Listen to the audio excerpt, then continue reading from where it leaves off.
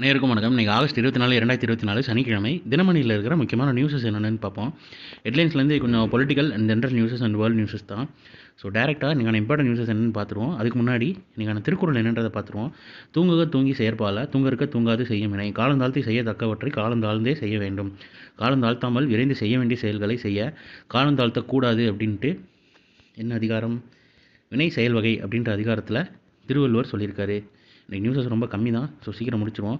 முதல் விண்வெளி தினம். சந்திரயான் 3 ஆய்வுத் தரவுகளை பொதுவெளியில் வெளியிட்டது இஸ்ரோன்னு தெரிவிச்சிருக்காங்க. சந்திரயான் 3 விண்கலத்தின் ஆய்வுத் தரவுகளை சர்வதேச அளவில் அனைத்து ஆய்வாளர்களுக்கும் பயன்படுத்திக் கொள்ளும் வகையில் பொதுவெளியில் இந்திய விண்வெளி ஆராய்ச்சி நிறுவனம் இஸ்ரோ வெளியிட்டது. சந்திரயான் 3 விண்கலத்தின் விக்ரம் லேண்டர் நிலவின் தென் துருவத்தில் கடந்த ஆண்டு ஆகஸ்ட் 23 வெற்றிகரமாக தரையிறங்கியது. இதையடுத்து நிகழாண்டு முதல் முறையாக ஆகஸ்ட் 23 தேசிய விண்வெளி தினமாக கொண்டாடப்பட்டது. உலகம் முழுவதும் உள்ள அறிவியல் ஆராய்ச்சியாளர்களுக்கு பலனளிக்கும் வகையில் சந்திரயான் 3 விண்கலம் மேற்கொண்ட ஆய்வுகளின் தரவுகள் இஸ்ரோ வெளியிட்டது. இந்திய விண்வெளி அறிவியல் தரவு மையம் www.pradhan.iscsdc.gov.in என்ற தளத்தில் இந்த தகவல்கள் இடம்பெற்றுள்ளன தெரிவிச்சிருக்காங்க. விக்ரம் லேண்டரில் இருந்த பிரக்யான் ரோவர் நிலவின் உருவாக்கம் மற்றும் பரிணாமம் குறித்த ஆய்வுகளை மேற்கொண்டது.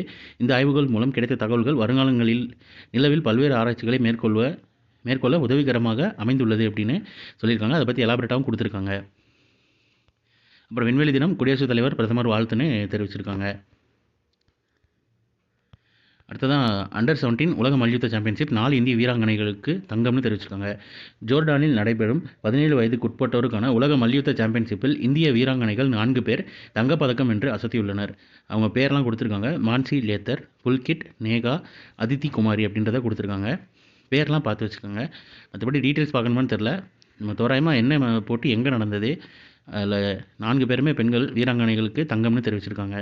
பேர் பார்த்து வச்சுக்கோங்க.